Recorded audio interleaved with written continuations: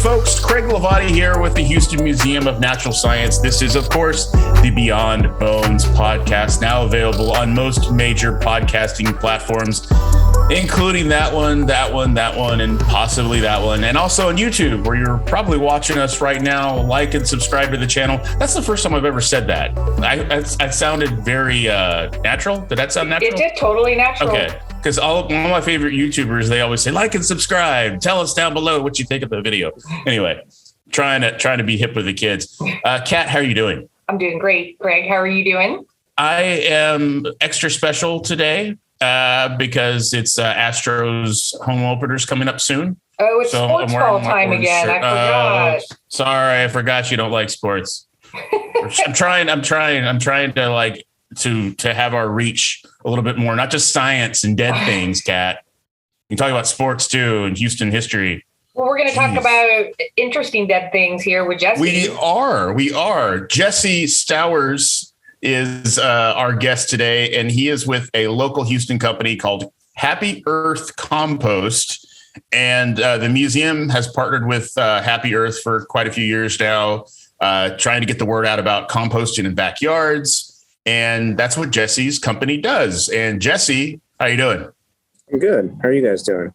We are good. And you are. You said you're at a what is it right now? Some sort of convention. Meeting? Yeah, convention downtown. So I'm sitting across from the convention center. So, what kind of convention are you at? It's just a work one. We're talking strategy and that sort of stuff for my group. So trying to figure out what we are doing next. So awesome. So we were trying to get you on last year. I know that you were just super busy with, just business. So tell us exactly what Happy Earth Compost does.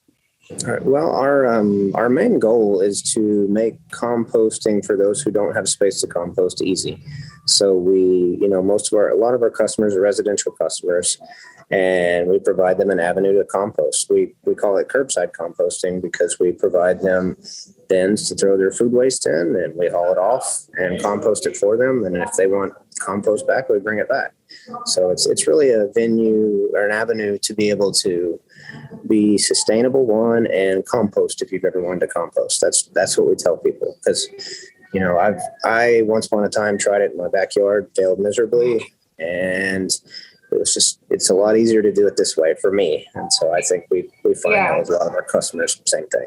So. We've been doing it here in the education department at the museum, and it is super simple and like a no-brainer deal. It's very, very easy, which, is better than turning it in a barrel yourself and doing all of that kind of stuff. I can't imagine it. So yeah.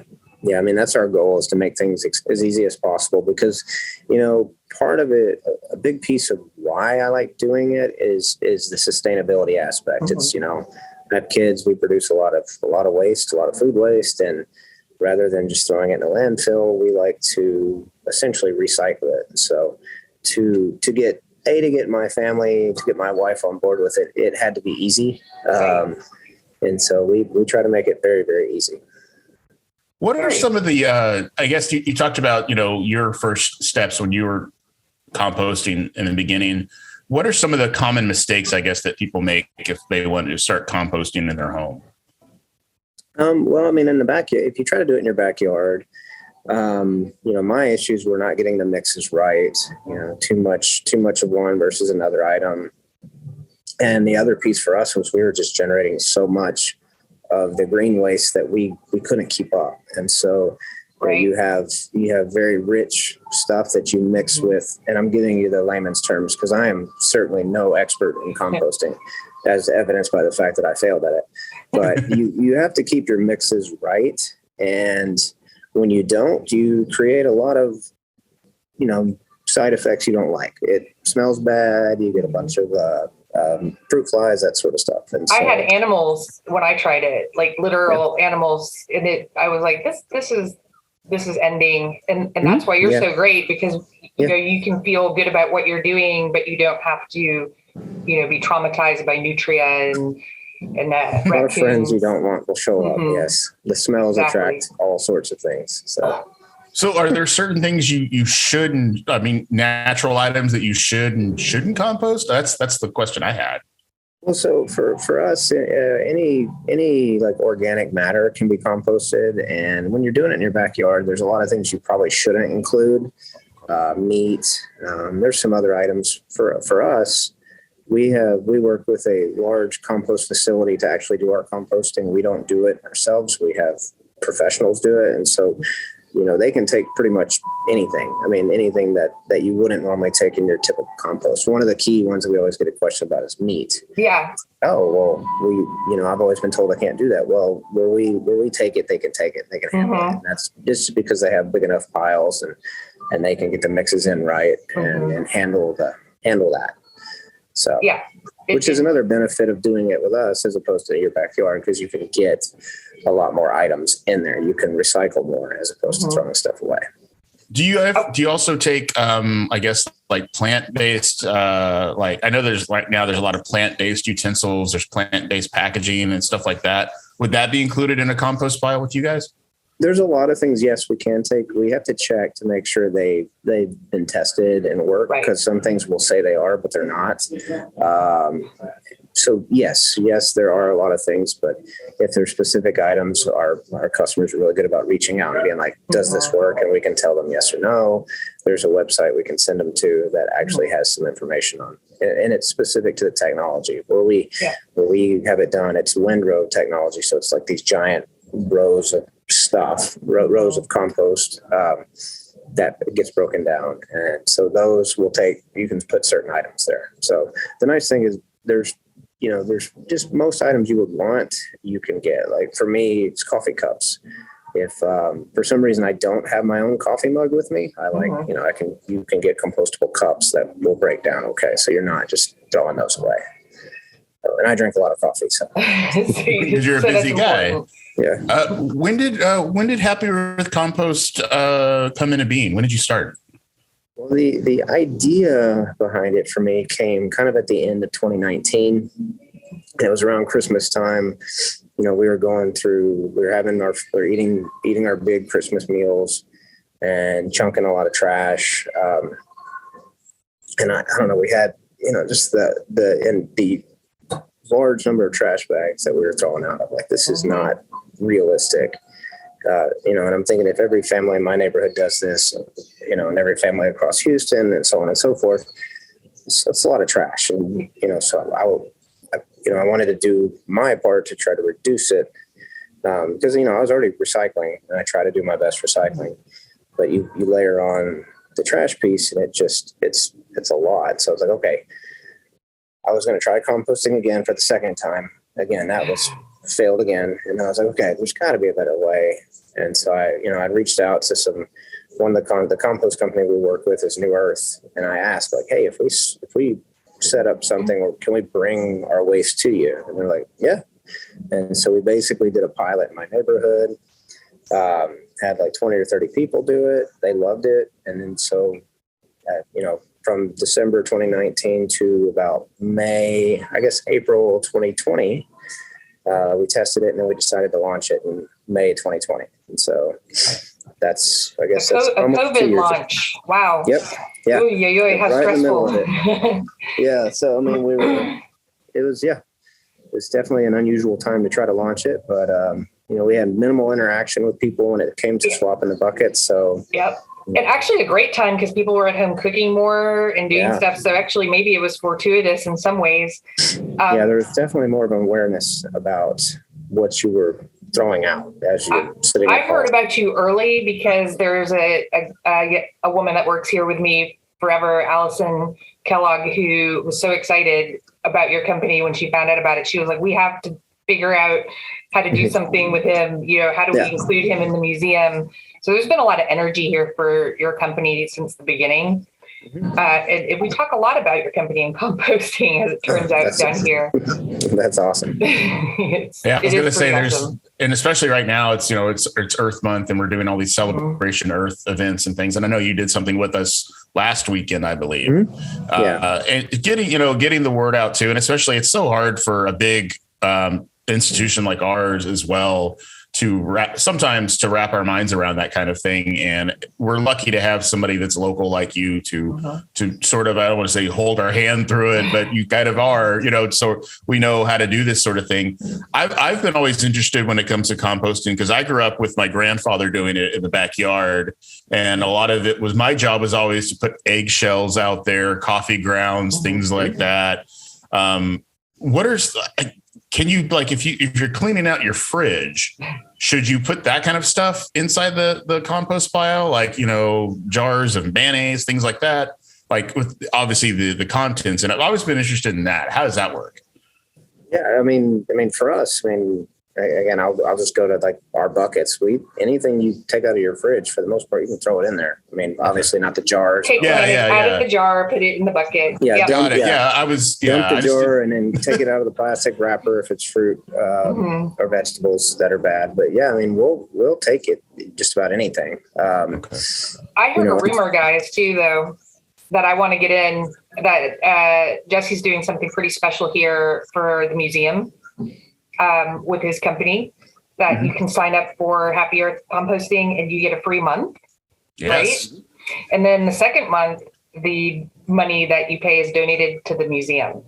Yep. And we're excited about that. I think it's a way for us to kind of give back to the museum for the great partnership we have. And it's a way to give back to listeners and people who follow the museum, people who, like going to the museum, those sort of things. So it's just another way to raise awareness for us and then give back to you guys for the work you're doing for us. So we certainly appreciate it. We really appreciate the partnership. It's, of course, I think we get more out of it than you guys do. So I think the collaboration is a win-win probably for everybody all the way around. So it's pretty cool. Have you talked to any bigger, like, are there any big restaurants in town that are trying to do this too? Or are they have you reached out to any guys like that? We are working our way through that. I mean, we have several smaller commercials. We do have a couple larger commercial companies that some of them will let us share who they are. Others would prefer we don't mention their names because it's, just policies they have in place. But when we do highlight them in our on our Instagram page, certainly, which we try to do that because we want the awareness out there. And I think, we have a fairly good following on Instagram. So we just try to remind people who we work with. And so, we do have several of those. And what's great is there's more and more interest. The interest is definitely growing as we move forward. We get somebody new reaching out every day, which is wonderful because, the goal is just to get the concept out there and get more people on board. So, and you also too, you have, there's so many businesses now, especially here in Houston, it's just restaurant capital of the world. It feels like sometimes, and there's got to be so much food waste that's going out that back door that could be going, to, better for the environment, not just in a landfill, as it were. So that's very exciting. What's on the horizon for Happy Earth? What do you got coming up next? Right now we're really busy with the upcoming Earth Day. We've got, we're going to a bunch of companies next week. We've got some events coming up next weekend. And then I guess around the corner would be our 2-year anniversary, which I don't really have anything planned for that yet, but I'm sure we'll come up with something. Well, you've already done better than most people. You started a business basically during COVID, and that is very commendable. I have plenty of friends that did the same thing too, and it is not easy. And but you know what? Every little bit counts, and I know incrementally you are definitely getting the word out, and that's really special. Yeah. I mean, I guess one thing I'll throw out there is, a lot of people, they're like, well, I don't, I do it, but I don't have that much waste. But I mean, it's, every little bit counts. And, we have different options. So we can do monthly, weekly, biweekly pickups. And the other piece we're going to be adding very soon is we're going to start weighing everybody's stuff. And we'll have a little place where they can see how much they're putting back. So it's not just like, oh, I think I am. It's like, I know I am. Because for our family, we do like 2 buckets a week, 25 pounds per bucket. It's 50 pounds of waste a week that we're setting aside as opposed to throwing it out. So that's incredible. And I was going to ask that. Yeah. Like how much did your trash can go down? A lot. Yeah. Like from the recycling and then the foods out, do you even have any trash? Not much. That is incredible. That still more than I want, but not as it's much. Almost like a game, I bet too. Like what can I do with this? Yeah. Oh yeah. Well, No, what interests me about Happy Earth and what you guys do, Jesse, is also I've always been interested in. There's this the zero waste movement out there. That people are trying to make sure that they don't want to throw anything away, or they don't want to. They want to be able to reuse everything. And this is right in line with that thinking, I'm sure. 100%. Absolutely, yeah. I mean, if I had my way, we would. There'd be more we could do to eliminate a lot of that. It's just, it's one thing at a time, right? Once we, I mean, it's unreal. It's really hard to, like, if you think about it, if you order something, let's say you do Uber, take a look at how much stuff that comes with that after you're done eating. You're like, oh my goodness. And this is happening with every person, every meal. So those are things on the future that I think we will change, being society, but we got to get there. That was one of my first thoughts when COVID started, because, obviously we want to support local businesses and restaurants. And so everybody was doing to-go orders. And there were so many, there's between straws and cups and styrofoam clamshells, all that kind of stuff, disposable everything, not to even mention the masks that are out there now on the ground. But that kind of thing, it definitely, something's got to be, I'm excited that there's companies like yours out there that you're at least fighting the good fight to get us there.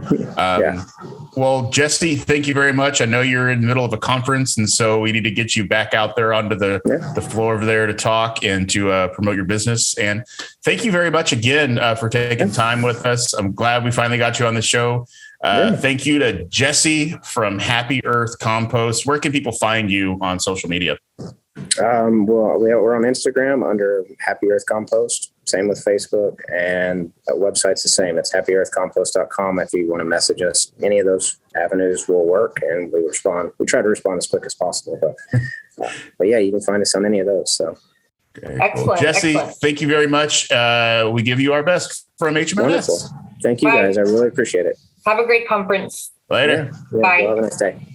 Well, I'm glad we finally got Jesse on. I feel like we've been trying for years to get him on here. You told me it was only about a year. I even dreamed that we had him on here. Y'all were like, no, Cat. I was excited we finally got Jesse on, and I'm glad that we could snag him, during a work conference too. It's funny that I could even recognize where he was when he first logged in, because I could see the back of the George R. Brown Convention Center. Just a hardworking family guy. Yeah. Composting has always been, interesting to me. Like I was telling you guys, I used to help my grandfather do the composting thing, and it was a lot of eggshells, coffee grounds, grandma's food waste from the kitchen. Also, too, we didn't even bring it up. We didn't have enough time, but I know you were just chomping at the bit to talk about how you can compost people. You can.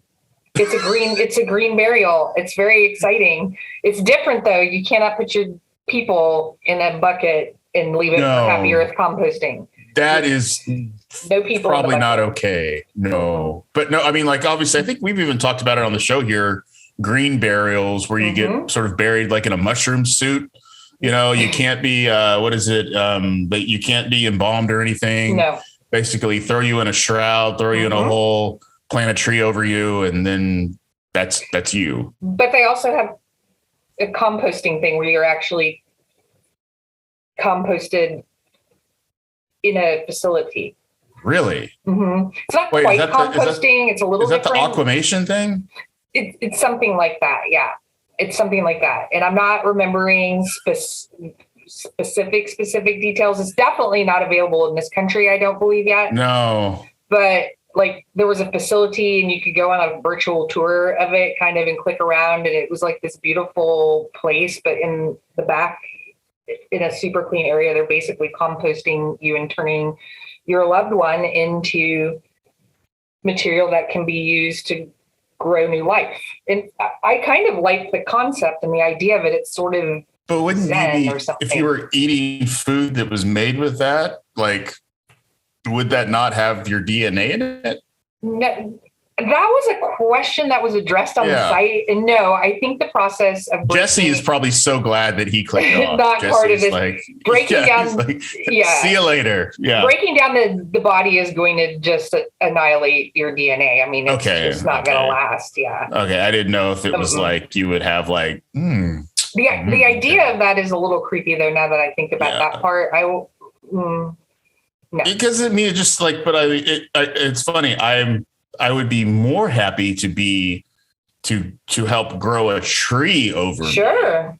Yeah. But then if you're using my compost with other people's human remains, that somebody is going to go grab like a bucket of us and then put that in their garden. That's weird to me. It's not like Soylent Green. It's okay. Not people. Okay. No, but like say your loved one loved their rose bushes, and these rose bushes were just something they invested all their love and time in. I mean, think about being able to take that person's composted remains and put them around your bushes. You know, her favorite bushes, she can kind of be a part of that wonderful system forever. Because it gets mixed in with like other natural things. Exactly. It's not just like ground up people. No. It's soil by the time you get it back. I would hope. Sounds like a video that we need to do for the museum. Like a literal, we need to go out to one of these things and figure this out. Like I think it'd be fascinating. Me and Johnny have already been to a sewage treatment plant. We've gone birding. Maybe it's time we actually go and visit the human compost pile. We don't have, I do not believe we have one in this country yet, or we didn't as of like a year or two ago. Yeah. But we should have maybe an adult field trip to the composting factory. That would be cool. Yeah, that's one thing. People would think that was cool.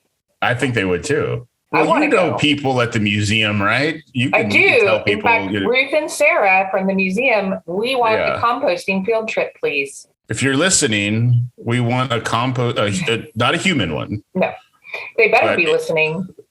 Yeah. Let's have a composting trip for everybody. I want to see the whole gang that was at the sewage treatment plant.